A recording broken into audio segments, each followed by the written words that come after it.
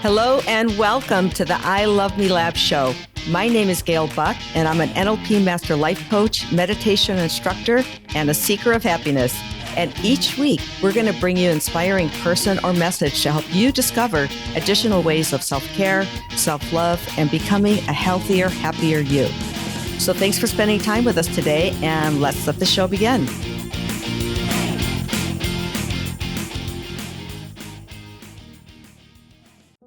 Hi, and welcome to a solo round of the I Love Me Lab podcast with me, your host, Gail Buck.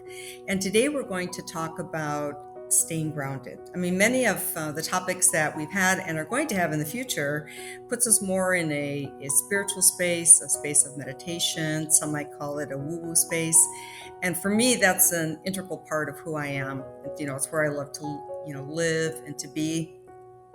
And with that, with challenges that come along in our life, it's also very important to be grounded. And so this particular episode is going to focus on the importance of being grounded. So we all have a story. We've all encountered something that has shaped our life and taken us in a certain direction. And we'll have more that'll shift and turn, right, until we're no longer here in this present life at this present time. And so I'm going to tell you a little bit about my story. And so those of you that know me already know that I have a son. I have two sons, and one of them has this nasty drug addiction that he's had for over 2 decades now. And it's escalated. It's escalated into all different areas in his life and me as well, because when we have a story, we tend to think our story or our challenge is just ours. So just as my son's story and his challenge isn't just his, because it's mine as well, in my belief and feeling, when I'm feeling all in the overwhelm of that, is that this is my story. And it is, but it also affects everybody that I touch, and it affects everybody that I don't touch.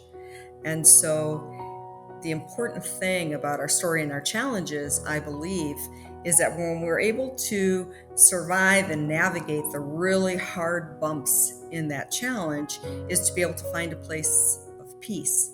And in that place of peace is when it's time to share. And I was recently challenged, and I was told by a friend that I was being very selfish by not sharing, because I've learned so much in this 20-some years that I've grown in this process. And so that's what we're going to do today.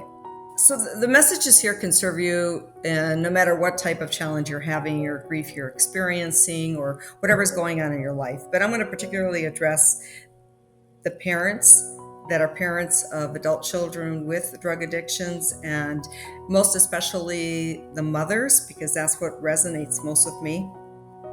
And quite frankly, through the years, as I've shown up to the hospital after my son overdosed and was on a ventilator, as I showed up to jail when he was arrested again, as I showed up to the mental hospitals waiting to see him, I would see an awful lot of mothers that I didn't even have to say a word to. You could see them sitting across the room waiting to visit their son or daughter, looking at me with a sad smile. We didn't have to say a word. We knew that we were there for the exact same reason. And so my message is especially for you to know that there's still always hope for your child. My child is still in this space. And the truth is that we know that when you have an addiction, there's, 3 possible outcomes. Maybe there's more, but you either enter into recovery and you may relapse, but you kind of stay in the recovery cycle, and you get out and you can live this great life. There's another one that you die. A lot of people with drug addictions, a lot of mothers lose their children to drug addiction. In fact, that's growing even more now with the big problem that we have with fentanyl. And then the third, which is the space that I live in, is that this addiction cycle just doesn't seem to have an end and gets, even if it's possible, progressively worse, year by year, decade by decade. So learning to have the right skills to be able to survive and thrive when you have these unexpected things that come up into your life is crucial, because your life matters too. Now, I'm just going to throw some stats at you, speaking of drug addiction. So 40% of youth in the United States have tried illicit drugs at least once, with 8% being eighth graders. And just think about that number. And these are the reported ones. These are not the ones that are not reported. There's also stats that prove that young people who start using drugs early are more likely to develop addiction later on into their teens or into their 20s. And when you start using drugs early on, it actually affects your emotional and psychological development. So if you start using drugs in the 8th grade and now all of a sudden you're 30 years old, there's a part of your psychological development that's still stuck in the 8th grade, or you're still stuck in the teenage years, and because you have not been able to mature as a person that was not using substances would. I guess right now I'm speaking directly to anybody in that space who's even thinking about using drugs, or your children, because this is how it can affect them long term. Around 10 million people misused opioids in 2019, which makes up 3.7% of the US population. And the opioids include the hydrocodone, oxycodone, and right now fentanyl, which is the biggest problem in our country at the moment, hallucinogens, and cocaine. Last year, 20.4 million people were diagnosed with substance use disorder. Again, 20.4 million people are the people that are reported. I don't have the number of the people that were not reported. And the problem is growing in our country, even though studies show that the concern about it is decreasing. There was a research done in Pew Research that the study showed that the current concern is decreasing, but that was also attributed to the huge concern in the last couple of years of the COVID and also the economy and other things that are overshadowing this at the time. So just kind of like that's just my little announcement that the problem's getting worse. More and more of our young people are dying, and we seem to be paying a little bit less attention to it because of other things that are overshadowing it. Now, the ripple effect of the person with the addiction are all the people that get touched. And you not only have the parents and the siblings and the friends, and of course the economy that gets touched by that. The jails are filled with that, but the emotional ripple effect that this illness, because it is a disease, causes. And so for the focus of this podcast, I'm speaking to the people that are in the situation like I am, which in the case is that I'm the parent of, I'm the mother of. And because there are many times where the fear and the overwhelm will leave you paralyzed. In fact, lately my coaching practice has, now that I'm able to manage that within myself, into supporting the parents really that are stuck into the fear and the overwhelm of their adult child's addiction, to be able to ground themselves and stabilize themselves. So as they make decisions moving forward, and decisions moving forward, I'm referring to helping or not helping, sending your child to this rehab or another rehab.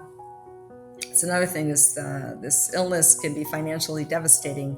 So as was in my case, being in crisis mode for at least 10 years meant anytime somebody came along and told me a story about how they could help my son, which was another $20,000 rehab or a $10,000 a month sober living or whatever the case might be, I would find the money. Even if I didn't have the money, I would find the money to be able to send my son there, in the hope and prayer that it would work. And for him, although it does for some, it didn't.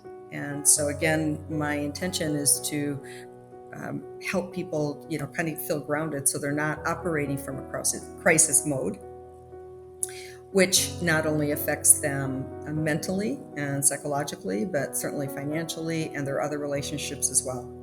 So I don't know if you've heard the expression energy emotion is emotion, right? So if you don't release the emotion that you're having, it can manifest in the body. Inky Johnson, who's a very sought after inspirational speaker right now, he says, never forget that every storm has an expiration date. So as we move forward in whatever the challenge, the big challenge might be in your life, there is going to be an expiration date, right? One way or the other, this challenge is going to end. And so finding ways to be able to embrace the pain that you're having so that you can release it. And the key to that is acceptance. Because without acceptance, next week I have a speaker or a guest on my podcast, Michael Speakman, who's fantastic. And I hope that you tune in to hear Michael. And he talks about, in one of the books that he's written, he talks about how when you have a child in addiction, you're grieving. And so my question to him is, well, how can you be grieving if your child is still alive? And he said, because you as a parent, you go through the same emotions as somebody who's gone, because your child, and yes, your child can be 30, 40, 50, 60 years old, is not the same person that they were or that would have been had they not been involved in substance use, especially if it's for an extended period of time. So you go through a grieving process, which starts with denial. So if there are other parents out there listening to this podcast right now, how many of you are in denial? And you're denying that this could even happen to your family. This could ever happen to your child. We're going to talk to him or lock him in his room or whatever the thing might be, and it's going to be over. And so it really is key to not deny and to get to acceptance pretty quick. Now, acceptance doesn't mean this substance use disorder is okay with me. It just means that this is where we are right now. And so I'm going to operate from where we are right now and stop denying where we are. After, like in grief, after denial comes anger. And so for me, it was not so much anger with my child, but it was anger with everybody else. I mean, heaven forbid anybody should give me advice, which is a whole other thing, because I will tell you that you develop whiplash with, go pick him up, don't pick him up. Help him, don't help him. How can you not be helping him? Oh my gosh, I can't believe you helped him again. That means you're hurting him. I mean, there's this constant whiplash. And unfortunately, a lot of people don't know what they're talking about, and it's for a couple different reasons. They've either never experienced, or even if you have. I recently spoke with a good friend who has experienced it. In fact, her son was addicted, and I guess there's belief that if you're addicted forever, but let's say he was in an active addiction, for a few years, and he went into recovery, and he's safely in recovery, and she was very involved during that early time. And so for her, there is always a recovery time. It's about doing the right things. And that may or may not be true, but I can assure you that I did what I thought were all the right things as well, and that wasn't the result I had. So allowing grace to others, allowing grace for yourself, and really understanding that your child is unique just as you are unique. So as you're listening to words of wisdom and people wanting to help you and give you direction on what to do and what not to do, it is going to make your neck hurt with the this and that, but it comes down to trusting your intuition. For me, that means first you have to get balanced and you have to get grounded so that you can trust yourself, and absolutely getting informed as much as possible, right? So that you're able to make the best decisions when you are in this space. And I know there'll be a lot of you who are not in this space, and I'm so happy for you that you're not, because it's one of the absolutely worst things that a parent can go through. So another thing, when you've managed to get through the pain, so you're in the denial, then you're in the anger, and then you're going to dive head deep into sadness, right?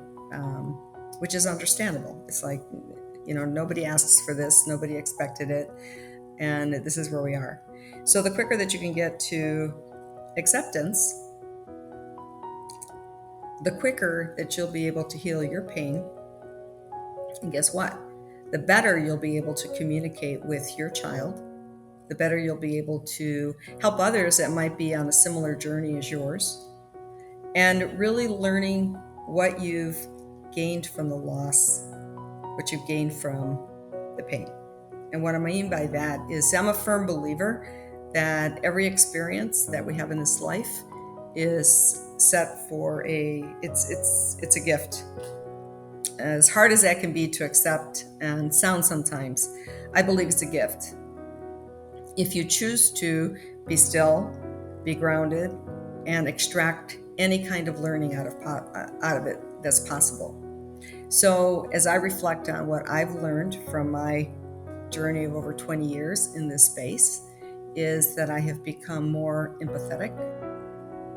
I've become less judgmental. I'm still working on myself. I'm not pretending that I'm perfect by any stretch. But I rarely judge. And when I do, I catch myself judging, and it's like, oh, Gail, you're judging. What is it? Is there some reflection of yourself you see in that person, or why are you judging that person? And then just let it go. Because I also allow myself grace and love and forgiveness. Acceptance is a key, and dealing with the pain so that you can release it. Because until you accept what is and you deal with that pain, and I don't mean ignore it, I don't mean do something else which I've done too, like get stuck on another bunch of Netflix movies, or your bottle of wine, or whatever the case might be, to numb that emotion. I'm talking about accepting the emotion, accepting and embracing that pain, diving into that pain so that you'll be able to release it so it doesn't get stuck in your body and it doesn't possibly manifest into something else. So here, if you are in this space, some of the recommendations that I have are to get help for yourself. I remember early in this journey with my son, and I took him to counselors, I took him to psychologists, and one time I took him to a psychiatrist. And the psychiatrist was only with me for a few minutes, and with him for a few minutes, and then he came to the other room and he got me, and he said, and I said, that's it? And he said, that's it. He said, I can't help your son. And he said, but you're the one that needs to get help. So you're the one that needs to set up some time with me or somebody else. And I thought, first thing I thought in my mind was, oh my gosh, what did my son say about me? What just happened? And he said, you're the one that's going to need help for what lies ahead. This was early in the process. And I was so much in denial that I was livid at him. I actually said, you didn't spend any time at all with my son. How could you make such a statement to me? You better not send me a bill. And I just stormed out of there indignant. And he actually never did send me a bill, which is amazing. To this day, I don't know what it was that he saw. But again, that would have been, for me, being in denial, complete denial. Now, if I were to dive into my emotions, and if I were to see where I might accept responsibility for this journey, it's not about guilt, it's not about self-blame, but it is about noticing what decisions did I make, did his father make, that may have contributed to this. And the truth is that he was always kind of getting in trouble, always. And we moved from Columbus, Ohio to Arizona when he was 17. Part of the move was because I wanted to get him away from his environment because he was getting in a lot of trouble, and put him in a new environment. Well, moving somebody in his junior year is brutal. So I know that was devastating to him. At the same time, his brother went away to university. And at the same time, his father never moved with us. It was not intended that way, but maybe it was for his dad, but his dad never moved with us. So all of a sudden, here is this 17-year-old boy with no friends, and he's just stuck with this emotional woman who was crying a lot because of all the changes. Then on top of that, he did make a friend and some friends, and they were friends that were in drugs and getting into trouble. And his best friend was murdered right in front of him, literally died in his arms. Well, it was after that I took him to the psychiatrist and all this journey escalated. Like I said, there were already problems before then, but it's like it took a nosedive. So as I reflect on those things, the only thing that I can do at this juncture is forgive myself for anything that I may have done to contribute to the situation. It was never done intentionally, certainly. Everything I've ever done for my kids was to love them and care for them and provide for them. But sometimes we make mistakes too, and sometimes we contribute without meaning to contribute in a negative way. And so to, forgive myself, allow myself some grace, and to stay grounded. And so in staying grounded, I wanted to share with you an exercise that I learned that's really important. And basically, it's for anybody out there who loves to meditate. It is a form of meditation. And so whether you're sitting in a chair, and ideally you're sitting on the ground, or you're standing, because it's better if you're making contact with the earth. So as you close your eyes and you breathe in, imagine a light coming into your body, and it can be any color that you imagine is the right color that you should be receiving. And so imagine this light coming into your body, and it fills up every single cell, every inch, every organ of your body, your skin, your eyes, your everything, all the way through. If you're sitting, through your tailbone, if you're standing, to the flat of your feet and into the ground. And as you're, bringing that light into you, so that it spreads and creates roots, and it grounds you steady. And so I don't know if you imagined it as I'm talking through it right now, but if you would imagine that, and it just grounds you solid to the ground. And then as you're bathing your body with this light, and as it's going into the ground and is creating this root system that's reaching out to others. I did that before I recorded this podcast, to reach out to anybody that was listening to this podcast, and just really providing a solid place for you to ground yourself to the energy, ground yourself to the earth, and then take another moment and kind of scan your body and look for if there's any stuck emotion in your body. And if the stuck emotion is oftentimes it'll be in your throat, or it could be in your heart, or it could be in your gut. And just imagine where it is and dig yourself into it until you slowly dissolve it and you release it and it dissipates. It's actually quite wonderful. And so when you're going through something challenging, whether it's in a journey like mine, if I'm speaking to any of the parents out there that are in the, kind of stuck in the overwhelm of the fear of what to do in their adult child's addiction, finding yourself from a place of groundedness as you make decisions moving forward is going to help you a lot to stay clear and to make better and stronger decisions. Oh, and if you would you can email me. I know my contact information is around here somewhere, but it's gail@gailbuckinternational.com, and just ask me for the grounding video, and I can send you a grounding video with some nice music behind it. And it's just my gift for you. If that's what you'd like, you can reach out to me for that.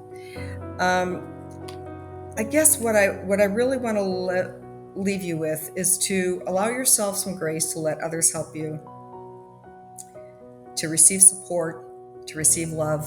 Allow yourself the grace to have time to heal. I've done a lot of personal development seminars and trainings in my life, a lot. And some of the favorite has been from Tony Robbins. And Tony Robbins will say, you can change your emotions, you can train your state in an instant. And that's true, you can. But the challenge is you can change it in an instant, but how do you hold it there? Right? Because it's great to change it, but then you're going to bounce right back to where you were. So really allowing yourself the grace to exercise that muscle of controlling your emotions. I shouldn't say controlling your emotions, of managing your emotions, right? So when you have an emotion that isn't serving you, finding a way to ground it and to dissipate it so it doesn't stay housed in your body, which could later turn to illness. Also, surrounding yourself with people who are loving and giving and not energy vampires that are going to suck the energy out of you. A lot of times we tend to retreat in this space.